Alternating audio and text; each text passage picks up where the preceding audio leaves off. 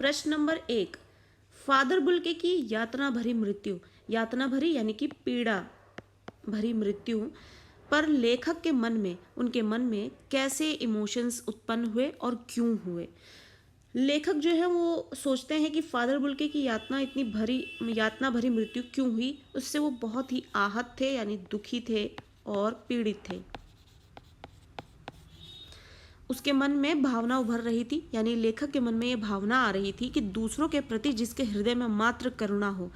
यानी लेखक जो फादर बुल्के को बहुत ही करीब से जानते थे और जानने के बावजूद उनको जब जब उनके व्यक्तित्व को वो भली प्रकार से जानते थे और ये जाना उन्होंने कि उनकी मृत्यु जो है किस तरीके से कितनी दर्दनाक पीड़ादायक रही है, तो उनको ये याद आता है कि फादर बुल्के जिनके हृदय में सिर्फ लोगों के लिए दुख होता था, दया होती थी, द्वेष यानी कि बुराई तो कहीं से छूकर भी नहीं गई थी, ऐसी पुण्य आत्मा, ऐसी महात्मा पुरुष के जहरबाद से यातना भरी यानी पीड़ा भरी मृत्यु क्यों हुई, कैसे हुई, ये सारे सवाल उनके मन में आने लगे। लेखक के मन में ऐसे प्रश्न उभरना जो है वो स्वाभाविक है, यानी नेचुरल है। नेचुरली ये चीज़ जो है किसी के भी मन में आ सकती है। अगर आप किसी व्यक्ति को बहुत अच्छी तरीके से जानते हैं, आप जानते हैं कि वो व्यक्ति बहुत अच्छा है हर तरीके से, किसी भी तरीके से आप उसमें कोई बुराई नहीं गिना सकते, तो हमको ऐसा लगता है भगवान भी इनके ऊपर अपनी कृपा बरसाएगा, इनकी किस्मत अच्छी करेगा, इनके कर्म इतने अच्छे, इनका व्यवहार इतना अच्छा है लोगों के प्रति। लेकिन इसके बाद भी जब फादर बुल्के के साथ बुरा होते हुए देखा जाता है कि उनकी पीड़ा भरी मृत्यु होती है, तो लेखक के मन में ऐसे प्रश्न जो है नेचुरली आते हैं, क्योंकि प्रायः देखने को मिलता है कि समाज में से बहुत से आदमी मिल जाएंगे जिनका उद्देश्य केवल दूसरों को दुख देना रहा है, या उनका जीवन जो है छल प्रपंच यानी धोखा में देने में व्यतीत हुआ बीता है। उनकी मृत्यु बिना किसी कष्ट के हो जाती है। इसलिए लेखक के मन में यह प्रश्न उभरा होगा कि इस सन्यासी की यातना इतनी यातना भरी क्यों हुई, इस सन्यासी की इतनी यातना भरी पीड़ा भरी मृत्यु क्यों हुई, ये लेखक सोचने पर मजबूर हो गए। आप भी कभी अगर अपने आसपास जीवन में नोटिस करेंगे तो देखेंगे कि बहुत जो लोगों का व्यवहार उतना उत्तम नहीं होता, उतना अच्छा नहीं होता, लेकिन उनके साथ सब कुछ अच्छा अच्छा फ्लो में होता रहता है। और बहुत लोग हैं ऐसे जिनके बहुत अच्छे कर्म हैं, बहुत अच्छी मेहनत वाले लोग हैं, लेकिन वो रिजल्ट्स नहीं मिलते हैं। तो ऐसे लोग देखकर सोचते हैं, मजबूर हो जाते हैं सोचने पर कि ऐसा उन्होंने क्या किया जिसकी वजह से इतने अच्छे रिजल्ट्स उनको मिल रहे हैं, और ऐसा हमारे काम में कौन सी कमी रहेगी जिसकी वजह से हमारे साथ इतना बुरा हुआ है। ऐसे ही यहाँ पे फादर बुल्के के साथ भी हम देख रहे हैं कि उतना अच्छा व्यक्तित्व कहीं ढूंढने पर भी नहीं मिलेगा, उसके बावजूद भी उनकी मृत्यु जो है इतनी यातना भरी हुई, पीड़ा भरी हुई, ये देखकर लेखक जो है बहुत चिंतित हुए।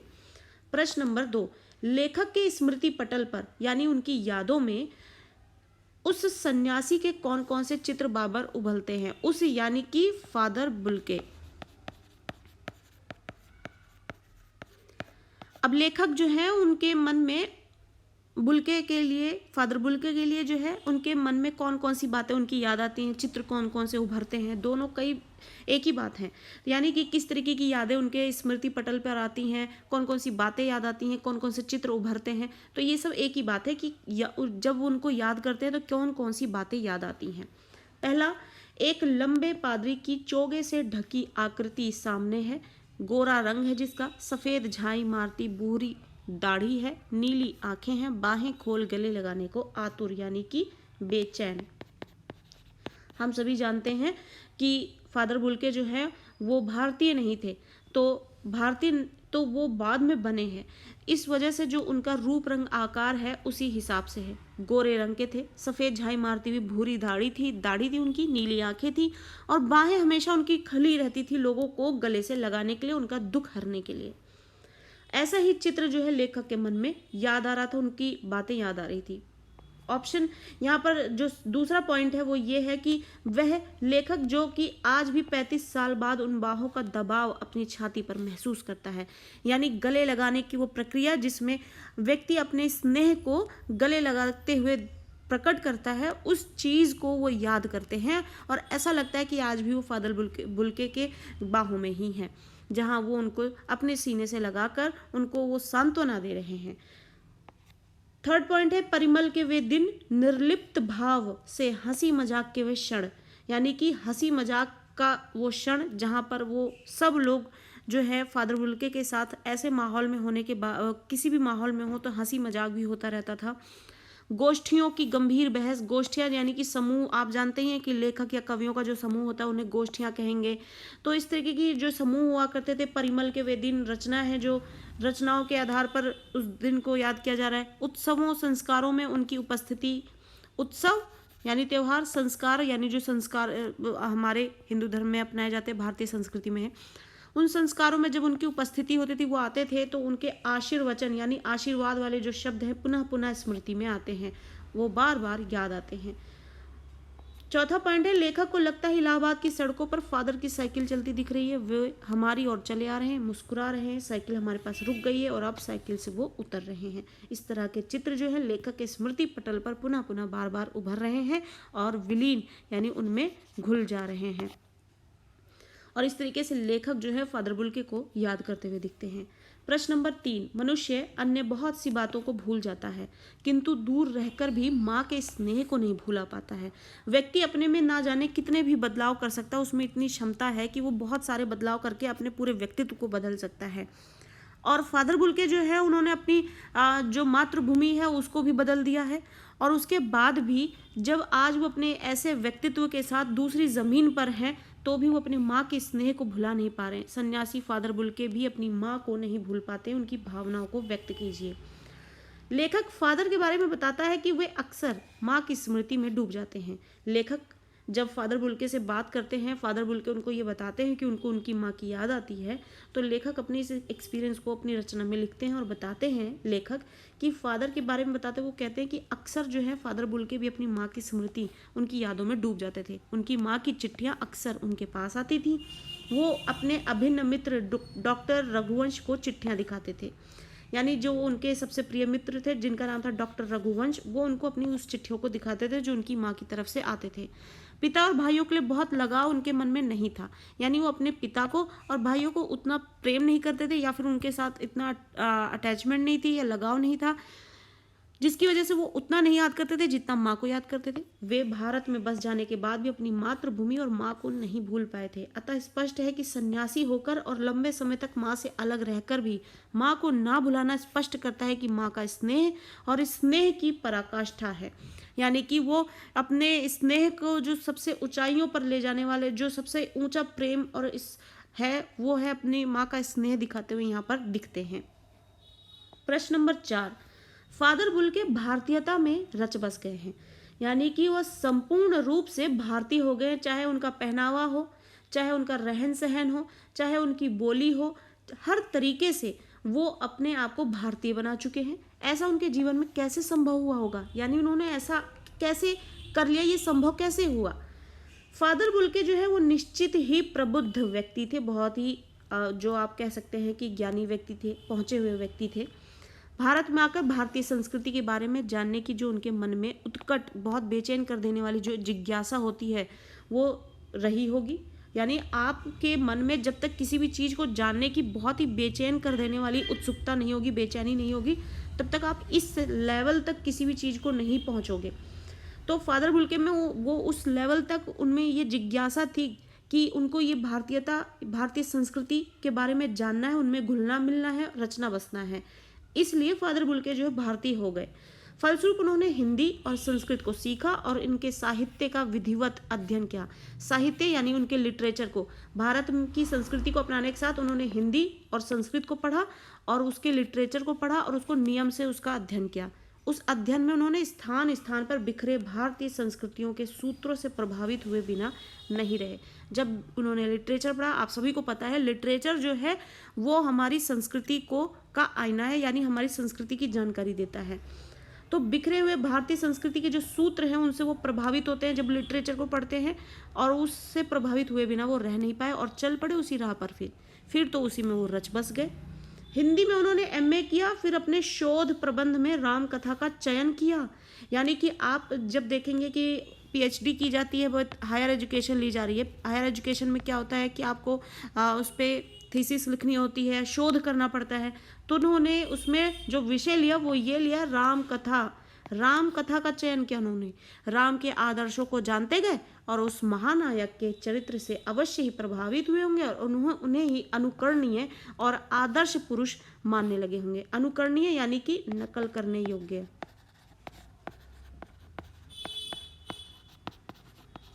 यानी उन्होंने राम के विषय में पढ़ा, शोध किया, उनके बारे में बहुत ज़्यादा जाना, फिर उन्होंने श्री राम जो हैं उनकी जैसे आचरण को अपनाने के लिए उनका अनुकरण किया और उन जैसा आदर्श पुरुष अब मानने लगे होंगे। फिर तो आदर्श पुरुष मानकर थोड़े से उन व्यवहारों को अपनाने की कोशिश की होगी, फिर तो भारतीयता में उन्होंने पूरी तरह से वो रच बस गए और इस तरीके से फादर बुल्के जो है वो भारतीयता में रच बस गए और भारतीय होने की उन्होंने जो भरपूर कोशिश की है उसमें वो कामयाब होते हुए भी दिखे। प्रश्न नंबर 5, हिंदी की दुर्दशा पर फादर बुल्के के हृदय से एक चीख सुनाई देती है और आश्चर्य भी। फादर बुल्के जो है वो भारतीय नहीं है, लेकिन फिर भी उनमें जो भारतीयता के गुण अपनाने की जो आप कह सकते हैं उत्कट जिज्ञासा थी वो दिखती थी, जिसकी वजह से उन्होंने वो सारी कोशिशें की। और उसके बाद जब उन्होंने देखा भारतीयों में हिंदी के प्रति इतना मायूस पना देखा उन्होंने, तो उसको देखकर उनके हृदय से एक चीख यानी दुख निकलता था और वो हैरान भी होते थे कि जिस देश की भाषा है उसी देश के लोग उसकी इज्जत नहीं करते। क्यों, कैसे, क्या कारण थे इसके पीछे? फादर बुल्के का आश्चर्य ही जो है वो चीख में बदल जाता है, यानी वो हैरान होते हैं और उनकी ये हैरानी जो है वो शोर मचाती हुई दिखती है। उन्हें वेदना में कराहते देखा जा सकता था जब वे देखते थे कि हिंदी वाले ही हिंदी की उपेक्षा यानी उसकी बुराई कर रहे हैं। ये उनके लिए बहुत बड़े आश्चर्य की बात थी। उनके हृदय से स्वाभाविक चीख निकलती थी जिसे हर मंच पर सुना जा सकता था। यानी कि जब भी फादर बुल्के को मौका मिलता था मंच पर आने का, तो मंच पर आकर अपने इस दुख को वो निकालते थे कि भारतीयों का जो हिंदी भाषा है वो उनकी पहचान है और वो उसी पहचान को वो अपनी भुलाना चाह रहे हैं, उसी की बुराई कर रहे हैं। उन्हें आश्चर्य होता था कि जिस देश की मातृभाषा ही हिंदी है, फिर वह उस देश की राष्ट्रभाषा क्यों नहीं है। यानी हिंदी जो कि उनकी पहचान है, उसके बाद भी वो उनकी राष्ट्रभाषा नहीं है, सिर्फ राजभाषा है। वे जानते थे, उन्होंने अध्ययन किया था कि हिंदी में सुसंस्कृति के जो सूत्र बिखरे पड़े हैं वे अन्यत्र नहीं है, कहीं और नहीं है। अपने ही लोगों द्वारा उसके महत्व को नकारने पर उन्हें आश्चर्य होता था। अपने ही लोगों, हमारी ही भाषा हिंदी है, हम उसकी इज्जत नहीं कर रहे हैं, बाहर के लोग आ रहे हैं वो उसको इतने चाव से सीख रहे हैं, उसका प्रयोग कर रहे हैं, तो ये सब चीज़ देखकर फादर बुल्के जो बहुत हैरान होते थे कि यहाँ जिसकी अपनी भाषा है वो उसको इतनी उपेक्षा की नज़रों से देख रहा है, उसे अपनाना नहीं चाहता है, वो सिर्फ अंग्रेजी का ज्ञान लेना चाहता है। तो ये सब चीज़ें हैरान करती थी उनको। प्रश्न नंबर 6, उनकी अंतिम यात्रा पर उमड़ती हुई भीड़ और तरल आंखों को देखकर आपके मन में क्या आश्चर्य होता है? जब हमने पाठ में पढ़ा तो पाठ में बताया लेखक ने कि उनकी अंतिम यात्रा यानी फादर बुल्के जब उनकी मृत्यु हो जाती है तो उनकी अंतिम यात्रा पर इतनी उमड़ती हुई भीड़ जो देखी गई है, यानी फादर बुल्के ने भारतीयता होने के जो गुण अपनाए और उसके बाद जो लोगों को जोड़ा है अपने से, जो रिश्ते बनाए हैं, उस रिश्तों को बनाने के लिए उन्होंने जो मेहनत की है उनकी अंतिम यात्रा पर दिखी। तरल आंखें यानी आंसुओं से भरी आंखों को देखकर आपके मन में क्या आश्चर्य होता है? आप क्या सोचते हैं? आश्चर्य होता है कि वह व्यक्ति कितना महान होगा, सहृदय होगा, उसमें ऐसी कौन सी विशेषता थी जिसके कारण इतनी दूर से दूसरे देश में आए हुए व्यक्ति के प्रति लोगों में इतना लगाव था। यानी लोग हैरान होते थे कि दूसरे देश से आया हुआ व्यक्ति यहाँ पर भारत में आकर भारतीयता को अपना लेता है और उसने ऐसा लोगों से कनेक्ट बनाया कि लोग उसकी उमड़ती हुई भीड़ उसकी अंतिम यात्रा पर देखते हैं और इतना लगाव जो यहाँ पर रहने वाला व्यक्ति, भारत में रहने वाला व्यक्ति भी नहीं बना पाया, बाहर से आने वाला व्यक्ति बनाने में कामयाब हो गया। लोग उसको इतना पसंद कर रहे हैं, ऐसा क्या है, ऐसी कौन सी विशेषता थी कि उसकी मृत्यु का समाचार सुनकर बरबस एकदम से मतलब लोग जो है चले आए बिना कुछ सोचे समझे और अपने आंसुओं को वो रोक ना सके। उनकी अंतिम यात्रा में जैनेन्द्र, विजयेंद्र स्नातक, अजित कुमार, डॉक्टर निर्मला जैन इलाहाबाद से आए, डॉक्टर सत्यप्रकाश, डॉक्टर रघुवंश जैसे विज्ञ जनों की उमड़ती भीड़ को देख मन में आश्चर्य होता है। फिर स्वयं उत्तर मिलता है कि उनके हृदय में लोगों के लिए उमड़ता आत्मीय स्नेह ही था जो लोगों को यहाँ तक खींच लाए। अब इन जितने लोगों को नाम बताया गया है, आप अपने मान लीजिए आप एक ही कक्षा में पढ़ रहे हैं, बच्चे एक दूसरे को जान गए, दोस्त बन गए हैं, लेकिन वो दोस्त भी कब तक रहेंगे? जब तक आप स्कूल में रहेंगे। दूसरे स्कूल में होने पर, कॉलेज में होने पर वो लोग बिछड़ जाते हैं, फिर आपके नए दोस्त बन जाते हैं। लेकिन फादर बुल्के के साथ क्या है, एक बार जो रिश्ता बना वो उसको बनाकर रखते थे, वो बना हुआ रहना चाहिए रिश्ता, और उसके लिए वो हर एक कोशिश करते थे जितनी वो कोशिश कर सकते थे, जिसकी वजह से ऐसे सभी लोग जिनके नाम गिनाए गए हैं वो उनकी अंतिम यात्रा पे बिना कुछ सोचे समझे, चाहे कोई कहीं पर भी हो, वो चला आता है भागा भागा। तो ये बात है, यहाँ पर बताने का मतलब है कि उस व्यक्ति में इतनी आत्मीयता जो है वो सिर्फ भारत में देखने को मिलता है, उसकी संस्कृति में देखने को मिलता है। बाहर से आए हुए लोग तो यहाँ पर उस चीज़ को देखकर और अट्रैक्ट होते हैं। फादर बुल्के जो हैं वो बाहर से आए हुए हैं और यहाँ पर आकर उन्होंने ये सब चीज़ें देखी और वो इतने ज़्यादा माहिर हो गए इन सब चीज़ों में कि यहाँ पर रहने वाला, इसी धरती पर रहने वाला व्यक्ति आज तक उन चीज़ों में विशेष नहीं हो पाया, गुणी नहीं हो पाया। लेकिन फादर बुल्के ने इतनी आत्मीयता अपने अंदर ले आए थे कि लोग उनको, हर एक व्यक्ति जो उनसे जीवन में कभी एक बार भी जुड़ा होगा वो उनका होकर रह जाता है। प्रश्न नंबर 7, प्रस्तुत पाठ में लेखक क्या संदेश देना चाहते हैं। अब ये जो पाठ हमने पढ़ा है फादर बुल्के के विषय में, जिनके विषय में बताया गया कि वो बाहर देश से आए हैं और भारतीयता को अपनाया है उन्होंने, और भारतीय हर एक गुण, भारतीय गुण को उन्होंने अपनाया, और किस तरीके से वो इतने आत्मीय व्यवहार के थे कि हर एक व्यक्ति जो उनसे जीवन में एक बार जुड़ जाता तो वो जुड़ जाता था।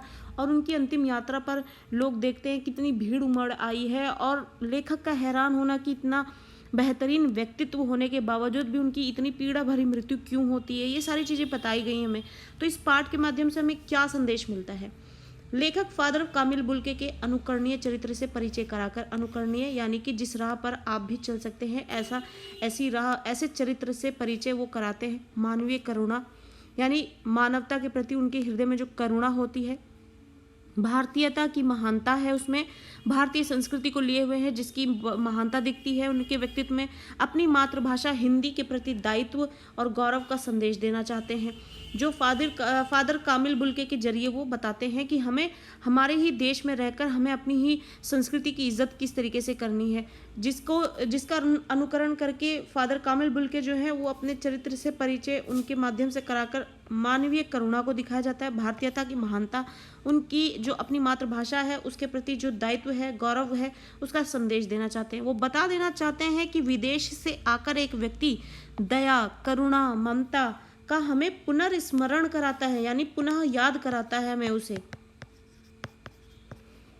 कि हमारे दिल में, हृदय में दया होनी चाहिए, दूसरों के प्रति करुणा होनी चाहिए, ममता होनी चाहिए, और जिससे लोगों का भला करना चाहिए, जिसे भारतीय भूल चुके हैं। फादर द्वारा हिंदी के लिए किए गए कार्यों की याद दिलाते हुए लेखक कहता है कि इतनी दूर से आकर एक आदमी के अस्तित्व के लिए प्रयास ही नहीं करता, इतनी दूर से आकर एक आदमी हिंदी के अस्तित्व के लिए प्रयास ही नहीं करता, अपितु हिंदी के गौरव के गीत भी गाता है, और हम स्वयं हिंदी की उपेक्षा करते हैं।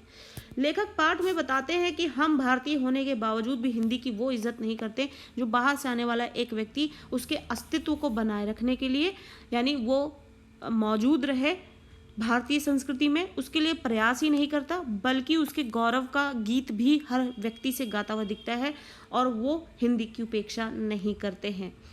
और इस तरीके से जब भी उन्हें कभी मंच मिलता तो वो भारतीय गुणों की और भारतीयता के गुणों की, और उसके बाद हिंदी के प्रति जो उनका दुख, दर्द, यहाँ देखकर लोगों के प्रति, जो लोगों ने उसके प्रति अपनी उपेक्षा जाहिर की है, उसका जो गुस्सा है वो निकालते हुए दिखते हैं। और इस तरीके से वो हर एक चीज़ जो यहाँ पर हमें देखने को मिली है कि भारत के प्रति यहाँ पर आके जो उनका प्यार था फादर कामिल बुल्के का, जिसकी वजह से उन्होंने भारतीयता को अपनाया। कामिल बुल्के के जरिए लेखक जो है बताते हैं कि बाहर से आया व्यक्ति जो इतनी इज्जत कर रहा है, भारतीय संस्कृति के गुणों को बखान रहा है, उसको अपना रहा है, और यहाँ पे रहने वाला व्यक्ति स्वयं उसकी उपेक्षा कर रहा है। तो ये सब चीज़ें जो हमें संदेश मिलता है इस पाठ के माध्यम से। प्रश्न नंबर 8, आप फादर कामिल बुल्के के आदर्श जीवन के किस कार्य से सबसे अधिक प्रभावित होते हैं, जिसके कारण वो आपके लिए प्रशंसनीय हो सकते हैं।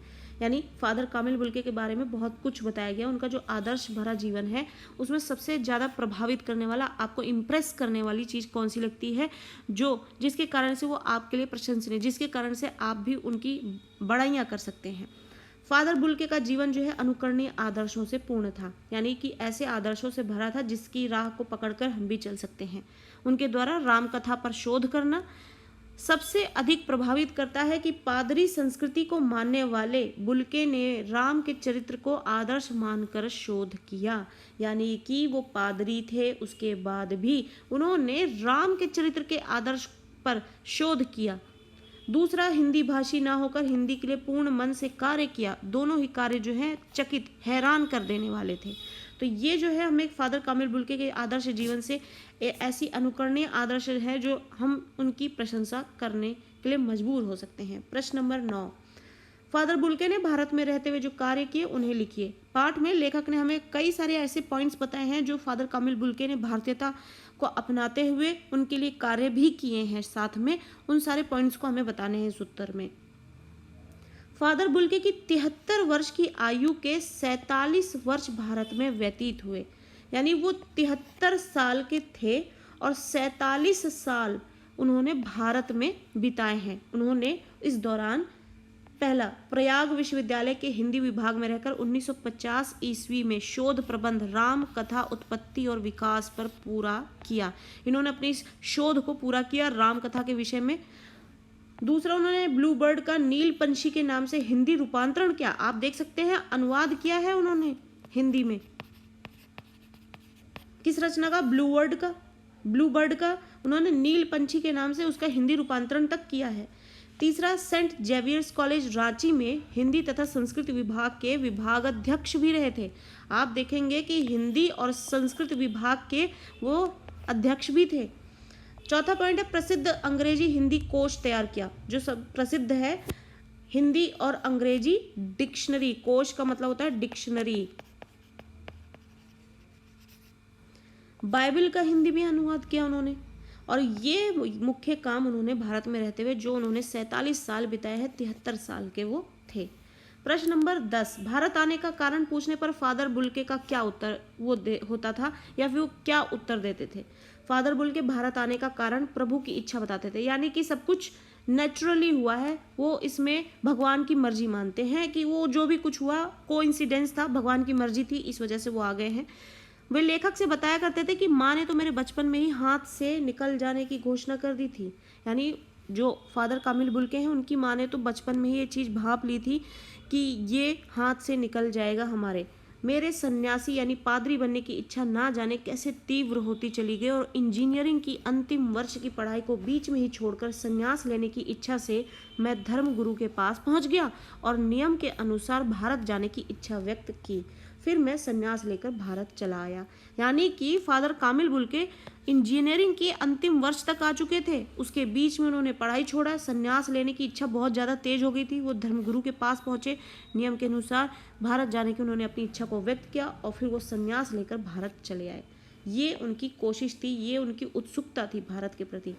प्रश्न नंबर 11, फादर बुल्के ने अपने परिवार और माँ के बारे में क्या बताया है? फादर ने अपने भरे पूरे परिवार के बारे में बताया कि परिवार में 2 भाई हैं, 1 बहन है तथा माता पिता हैं।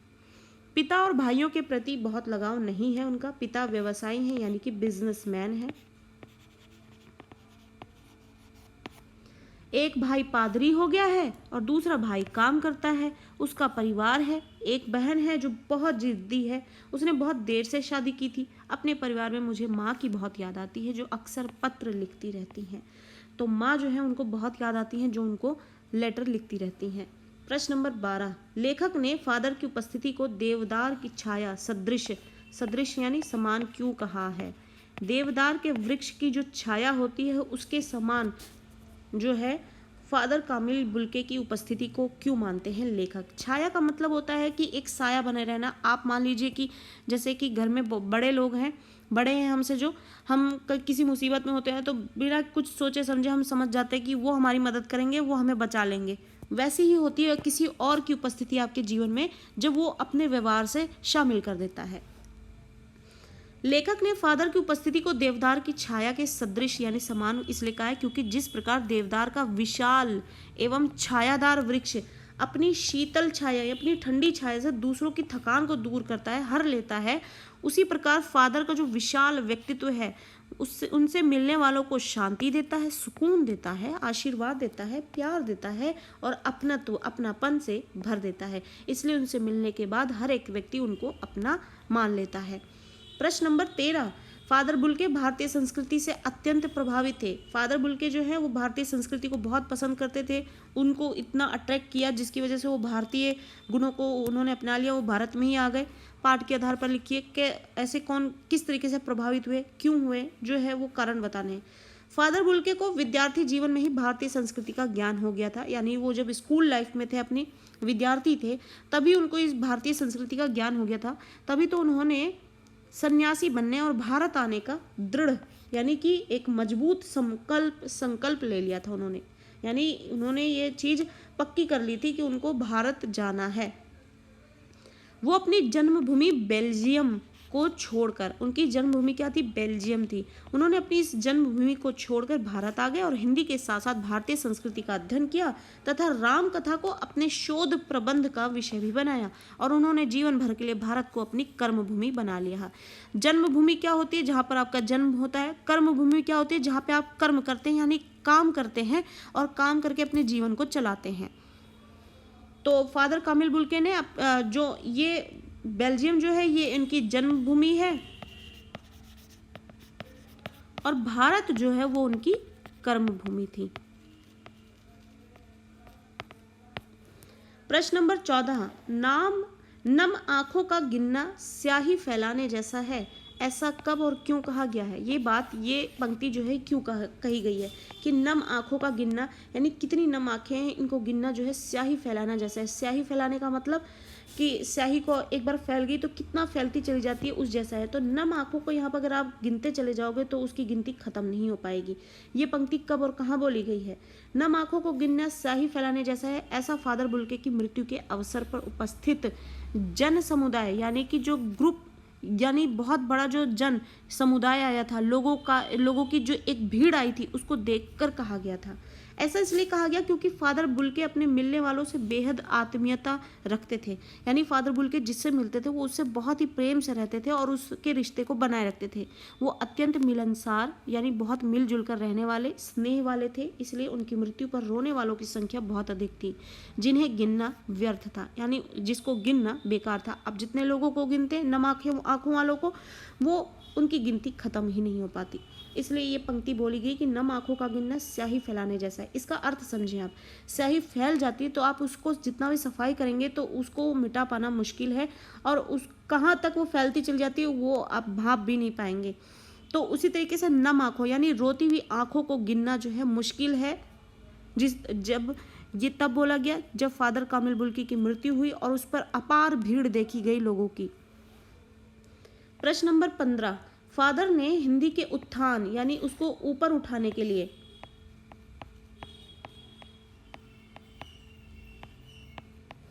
हजारों भारतीयों से भी बढ़कर प्रयास किया। भारतीयों की जो मुख्य भाषा जो आप देखेंगे कि हिंदी है, वो उसको किस तरीके से उपेक्षा की नज़रों से देखते हैं या उसकी उपेक्षा करते हैं। हजार भारतीय भी उसके लिए अगर वो कोशिश कर ले तो हिंदी का जो अपना मुकाम है वो कहीं और हो, लेकिन फादर जो कि भारतीय ना होने के बावजूद भी अकेले अपने दम पर उसके उत्थान के लिए जो कोशिश करते हुए दिखे पाठ के माध्यम से, वो कितना हजार भारतीयों से भी बढ़कर कैसे है, इससे आप कितना सहमत हैं हमें ये बताना है पाठ के आधार पर। फादर बुल्के ने भारत आकर हिंदी का गहन अध्ययन किया और राम कथा को शोध प्रबंध का विषय बनाते हुए शब्दकोश यानी डिक्शनरी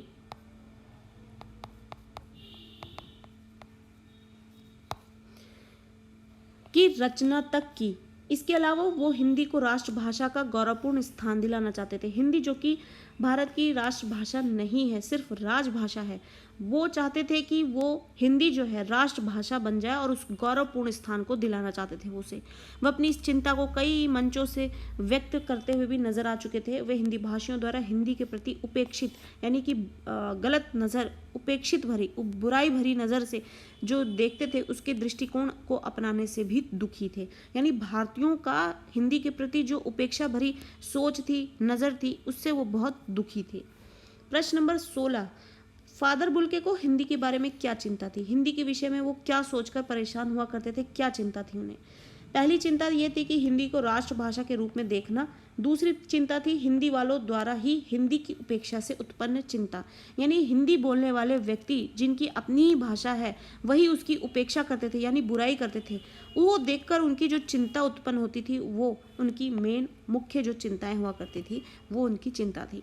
तो यहाँ पर इस पाठ से संबंधित यहाँ पे हमने 16 प्रश्न किए हैं जो आपके पाठ से लिए गए हैं, पाठ से संबंधित है। पाठ को एक बार जरूर समझें प्रश्नों को समझने से पहले, जिससे कि आप परीक्षाओं में किसी भी प्रकार के प्रश्न अगर पूछे जाएं तो आप उसके उत्तर देने में सफल हो सकें।